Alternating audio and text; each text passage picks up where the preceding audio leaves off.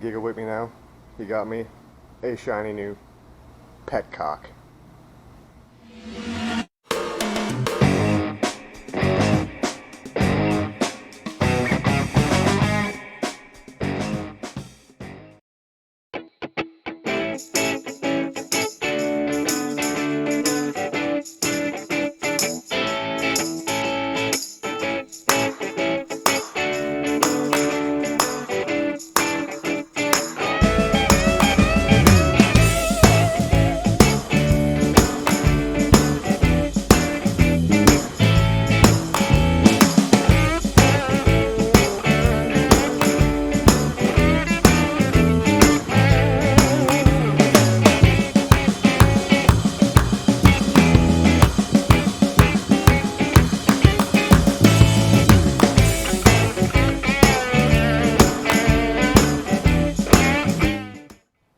Alright, so the carbs are out. They're on my bench. Let's go ahead and drop the bowls and see what we find. Alright, so we got all 4 bowls off. And everything looks okay. For a 78, that's great. All the float heights appear to be about the same. I'll check the spec on that and get a measurement. But since we have 4 new carb kits, we're going to go ahead and replace all the needles and seats anyway. But for now, I'm going to let these air out overnight. It's been a long day. Let the fuel evaporate out in the shop so the office here at BSG don't smell like gas. And the buzz is on me, everybody. Just kidding. We'll see you later. Alright, everybody. Back at Brapstar Garage. Got our porn star lighting going. Yes, that came from a porn studio. And we got Mr. Ken Dean, the one and only Ken Dean's carburetors. I took it all to Tampa Vintage today, stuck it in the ultrasonic cleaner. Everything came out pretty nice. We didn't have any carburetor cleaner here, so I got frustrated last night. Anyway, let's get to work. Okay, so the only thing we're reusing out of the inside of the carburetors are our floats, screws, our emulsion tubes, and our float pins. Needles, seats, jets, mixture screws, these are air, these are fuel, and all the springs all come with the new kits. And all new gaskets.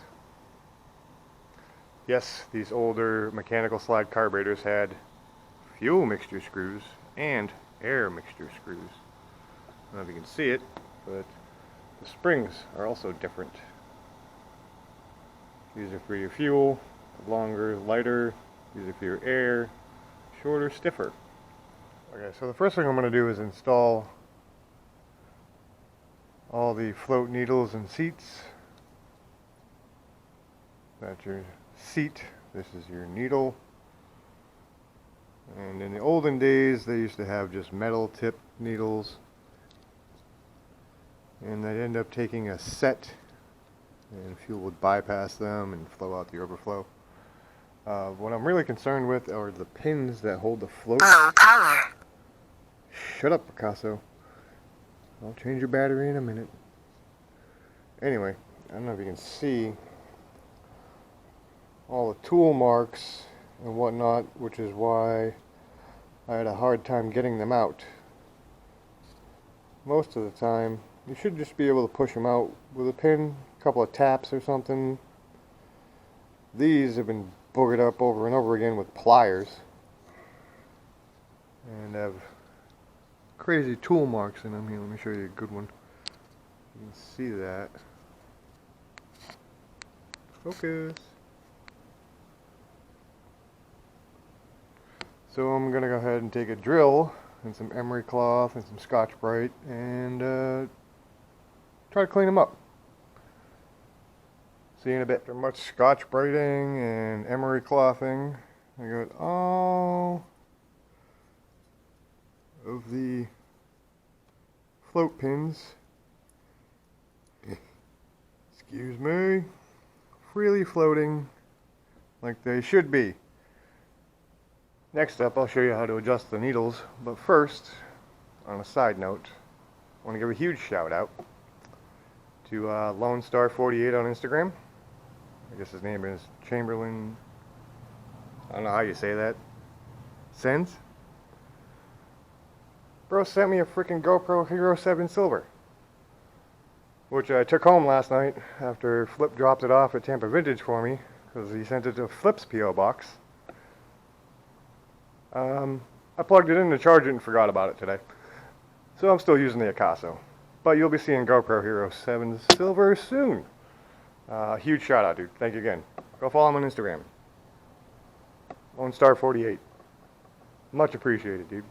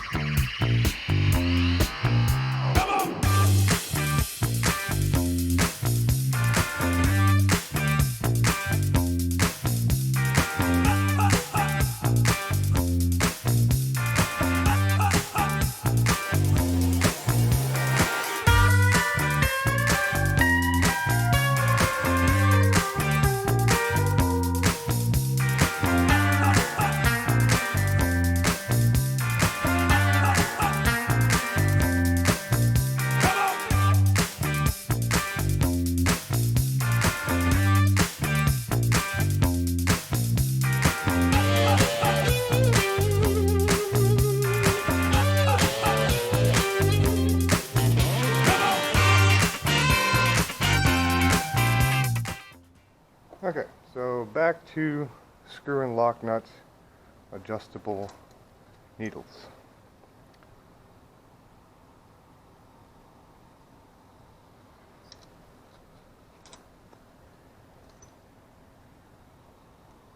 Something you guys probably don't know about old 4-cylinder inline carburetors is that usually they're jetted. The middle two carburetors are richer, aka fatter, than the outer two carburetors on the main jet.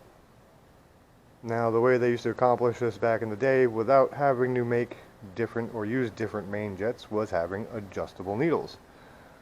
You can still adjust needles with most of your modern jet kits for carbureted motorcycles by using a adjustable needle that has an E-clip and a slot in the needle. By either raising or lowering the clip, you're raising or lowering the height of the needle in the seat.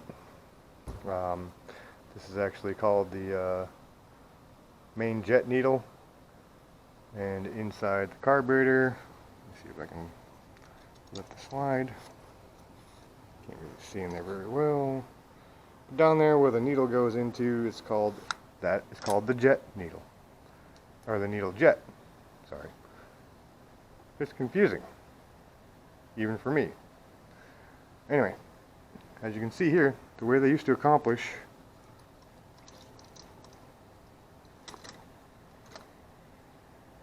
richening the two middle jets without changing jets was, I don't know if you can see the depth.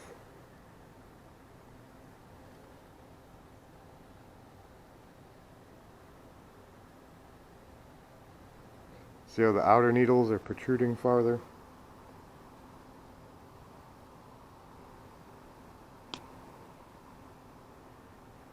Where the two middle needles are not.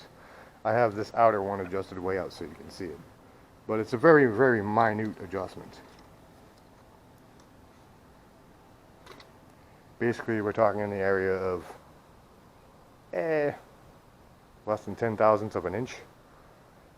I'm not going metric for you. That's what I always go by. So anyway, let me go ahead and readjust this needle.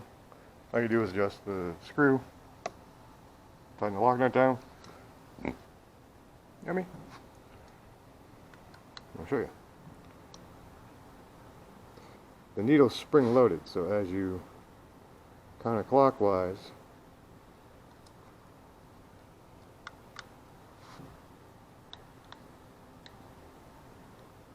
bye-bye.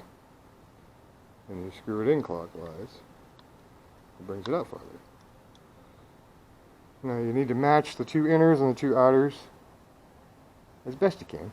I mean, I usually use a gauged ruler.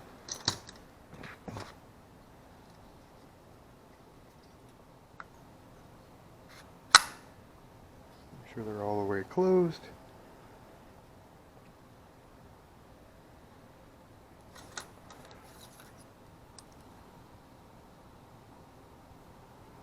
I have this right hand one set already to my height. I'll go ahead and set this one to that also. And then we're going to time lapse reassembly.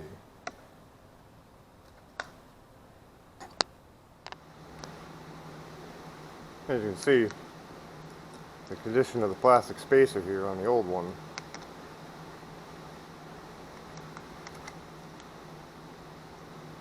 It's just falling apart. It is 40 years old. Alright, so tank's back on. Everything's buttoned up. I haven't started it yet. Cross your fingers.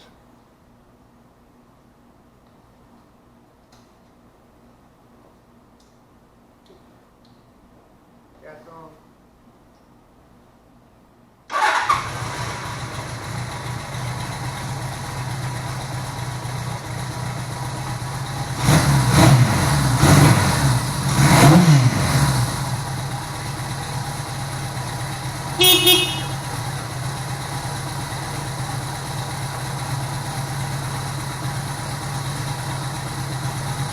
That's a wrap.